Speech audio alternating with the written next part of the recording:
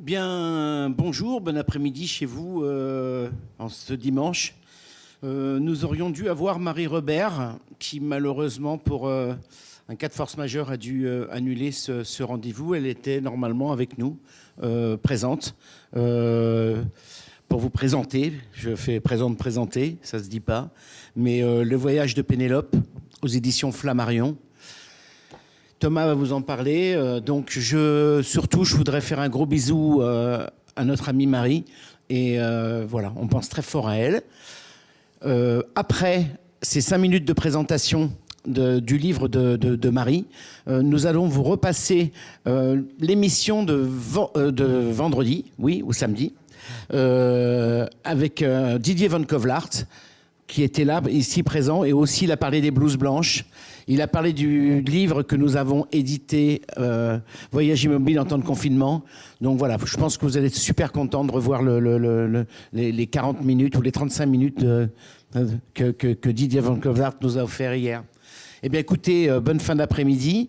Je voudrais aussi en profiter pour remercier tous nos partenaires, qu'ils soient institutionnels ou privés, sans qui, depuis des années, enfin la 3e année, nous ne pourrions pas faire de ce festival du livre.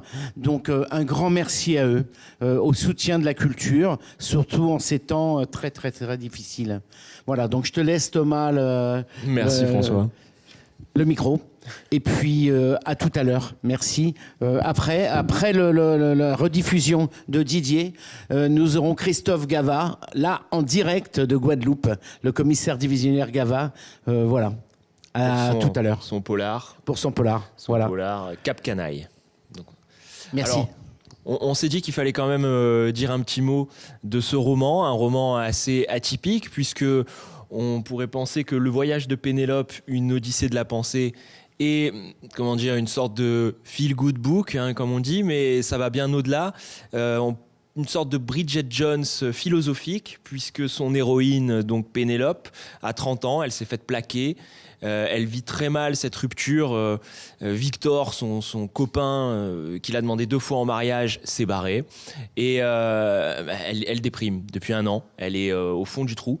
Et puis, elle a une illumination un matin en se réveillant. Elle se dit que il faut qu'elle refasse le voyage de Pénélope, cet homonyme de l'Odyssée, qui a attendu pendant 20 ans son mari. Et elle se dit qu'elle ne va pas attendre 20 ans et elle décide de partir en Grèce et de rejoindre l'île d'Ithaque où se passe le véritable épisode de la vie de Pénélope. Et pour elle, ça va être le début d'une nouvelle vie et d'une approche philosophique de ces épreuves sentimentales qui sont présentées à elle.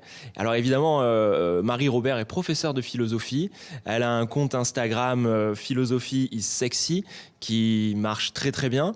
Et elle est connue pour des essais très originaux, très accrocheurs sur la façon dont la philosophie peut nous être utile. Et cette fois-ci, elle a mis en scène ce rapport à la philosophie dans un roman malin, très prenant, très captivant, et qui permet de voir passer Platon dans des discussions, dans des échanges, Platon, tous les grands philosophes, Socrate, qui vont enrichir le récit et qui vont aussi transformer son héroïne qui va elle-même devenir, on peut le dire, une philosophe. Donc Pénélope devient philosophe.